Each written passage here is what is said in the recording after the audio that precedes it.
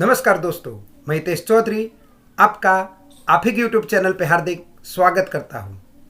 जैसे हम हर week chart for a week की सीरीज लेके आपके सामने आते हैं।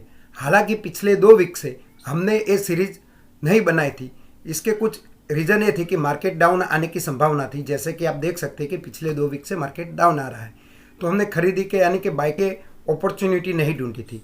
दूसरी ये वजह थी कि दीपावली के वैकेशन चल रहे थे, तो मैं भी ज़रा बाहर गया हुआ था और कुछ दोस्तों के साथ घूमना था, तो टाइम नहीं मिल पाया था।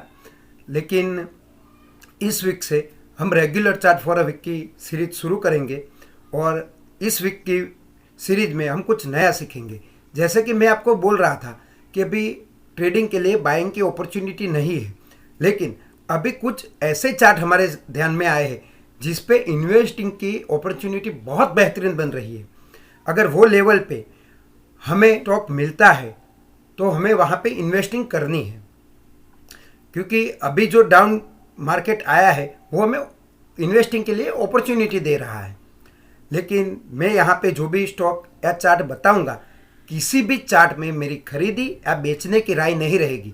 मैं सिर्फ और सिर्फ आपको ऐसे चार्ट दिखाऊंगा कि आप एजुकेट हो सके कि हमें लेवल कैसे ड्रॉ करना है, कौन से लेवल पे हमें बाइंग करनी चाहिए। यानी कि मैं जो चार्ट दिखाऊंगा उसके अलावा आप और भी चार्ट ढूंढ सकते हैं अपने आप से और एजुकेट होके आप इन्वेस्टिंग कर सकते हैं। लेकिन इन्वेस्टिंग के लिए मेरी ये राय भी है कि सिर्फ और सिर्फ चार्ट पे भरोसा मत कीजिए। उसके अलावा हमने जैसे अपनी फंडामेंटल एनालिसिस की वीडियो में आपको बताया था कि कौन कौन से फंडामेंटल देखने, तो आप ज़्यादा ना देख पाए तो कम से कम कुछ बेसिक फंडामेंटल तो आप कम से कम देख लीजिए। जैसे उसका पी रेशियो, ROE, ROCE, डेब्ट टू इक्विटी रेशियो क्या है, बीटा रेट है, ये जो बेसिक चीज़ें हैं वो आप ज़रूर से देखिएगा। अगर आप डीप में एनालिसिस कर सकते हैं तो बहुत अच्छा है। और अगर आप चाहते हैं कि हम फंडामेंटल भी आपको थोड़े डेप्थ में सिखाएं तो आप हमें कमेंट बॉक्स में कमेंट कर लीजिएगा। अगर ज़्यादा से ज़्यादा कमेंट आएंगे तो हम आपके लिए फंडामेंटल एनालिसिस की भी वीडियो बनाएंगे। लेकिन अभी हम जो सिखाने जा रहे हैं वो आप ध्यान से सीखिएगा कि हमें किस तरह से चार्ट सिलेक्ट करने हैं, उसमें कहाँ पे हमें अपॉर्चुनिटी ढूंढनी है।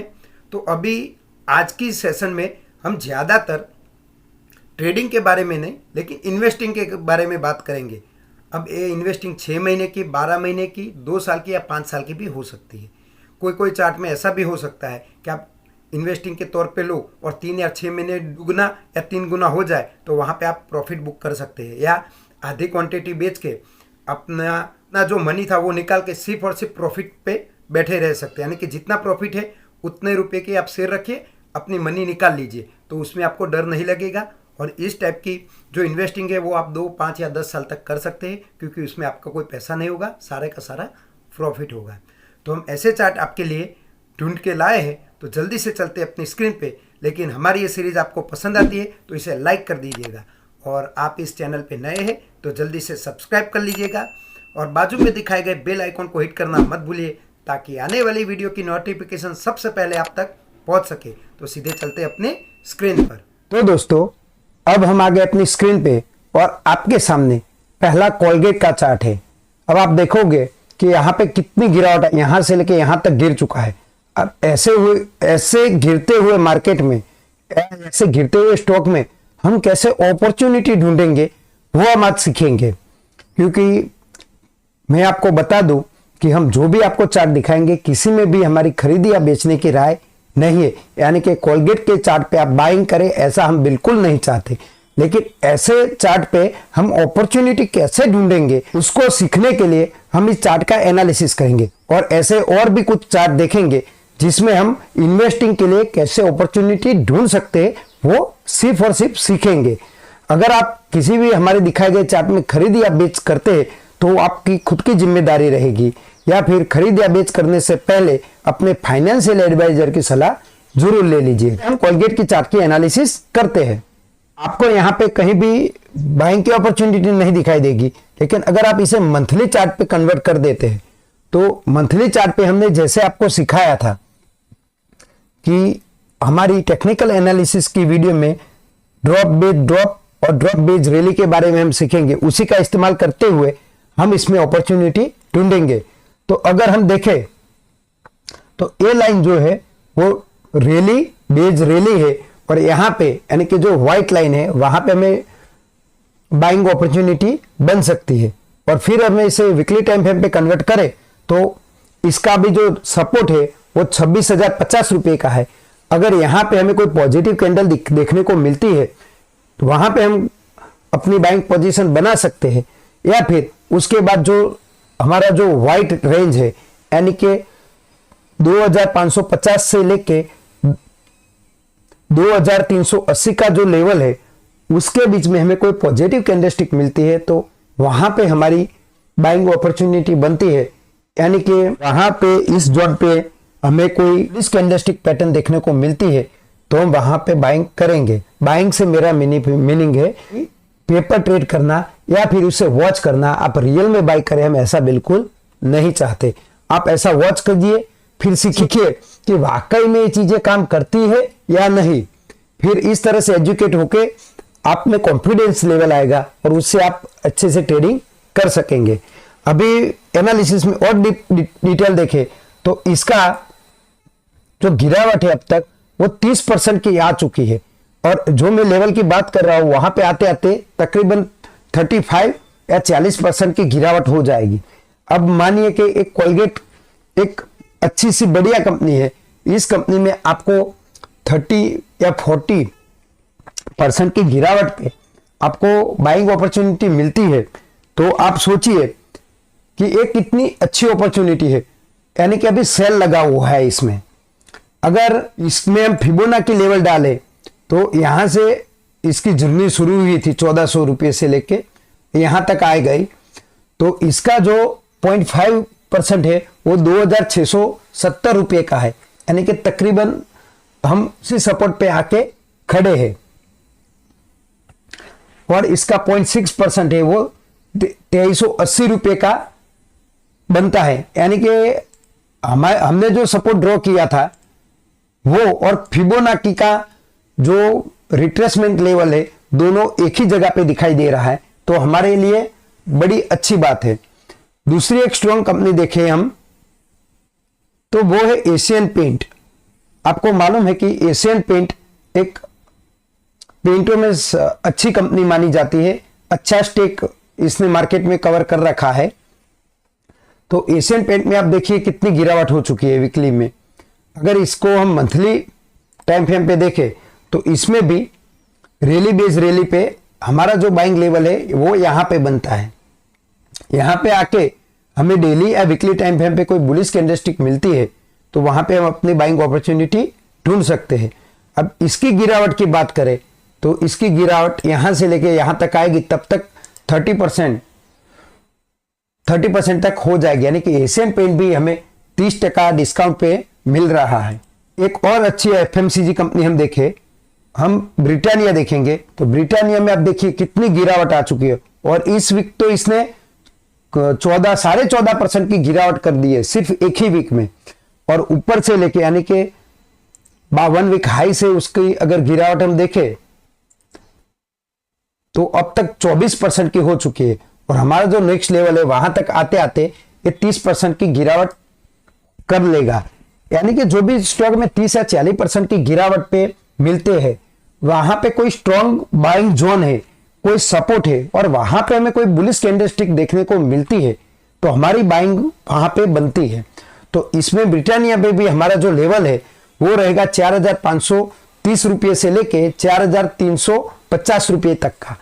यानी कि ये जो 150 पॉइंट का जोन है वो हमारे लिए बाइंग जोन रहेगा।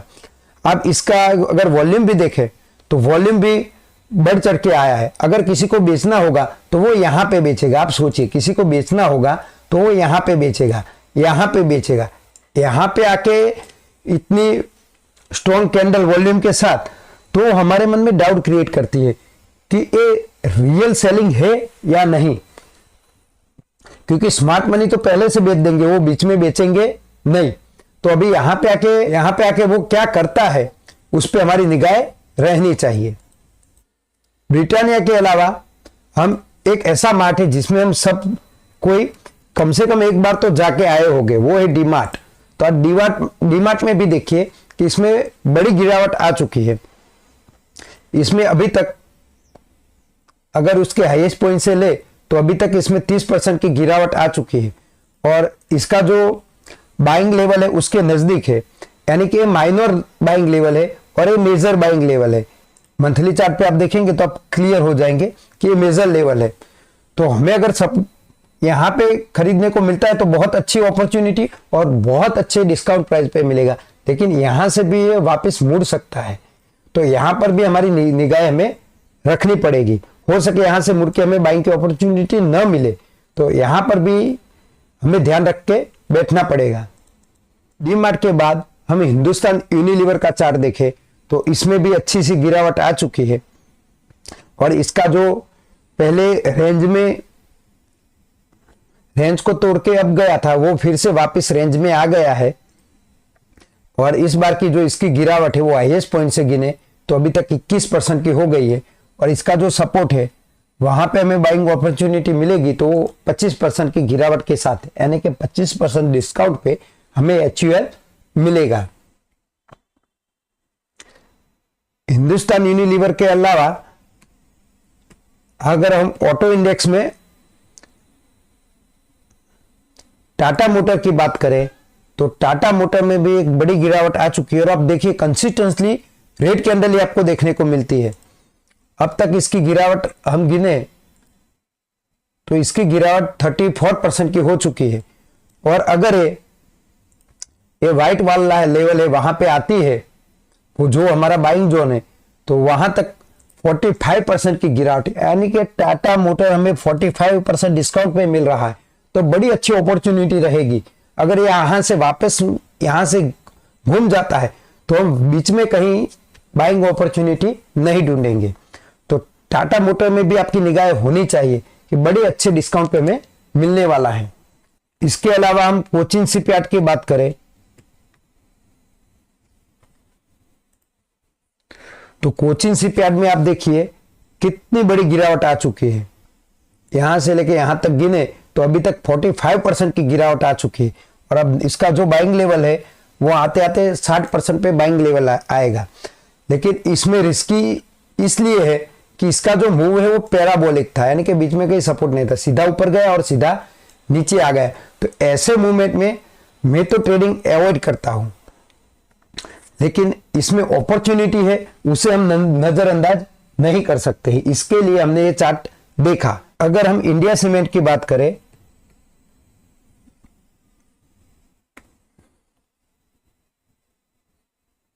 जो कि आज का हमारा लास्ट चार्ट है तो इसमें आप देख सकते हैं कि एक फ्लैग पैटर्न बना है। एक्चुअली इसे फ्लैग पैटर्न हम क्लियर कट नहीं कह सकते, एक चैनल है, क्योंकि फ्लैग के लिए हमने अपने फ्लैग की वीडियो में बताया है कि अगर टाइट फ्लैग रहेगा तो उसकी प्रोबेबिलिटी ज्यादा रहेगी, यानी कम से कम 10 या 12 कैंडल रहेगी तो अच्छी रहेगी। और इसमें कैंडल हम गिने तो 4 5 6 7 8 9 10 अभी तक 16 कैंडल हो गई एक चैनल में। तो हमें इसे चैनल मानते हुए अगर ये चैनल का ब्रेकआउट होता है तो इसमें हमें बाइंग अपॉर्चुनिटी मिल सकती है। क्योंकि आप सोचिए इतने बेरिश मार्केट में, इतनी गिरावट में भी इसने अपनी पोजीशन है वो होल्ड की हुई, नीचे नहीं गिरा है, यानी कि मार्केट जब बुलिश होगा तो एकदम स्पीड से भागेगा। तो इस पर भी हमारी निगाह होनी चाहिए। तो आज की वीडियो में हम इतना ही रखते हैं। फिर से अगले वीक फिर से नए चार्ट के साथ, कुछ नए एजुकेशन के साथ आपके सामने पेश हो गए। तब तक के लिए जय हिंद, जय भारत।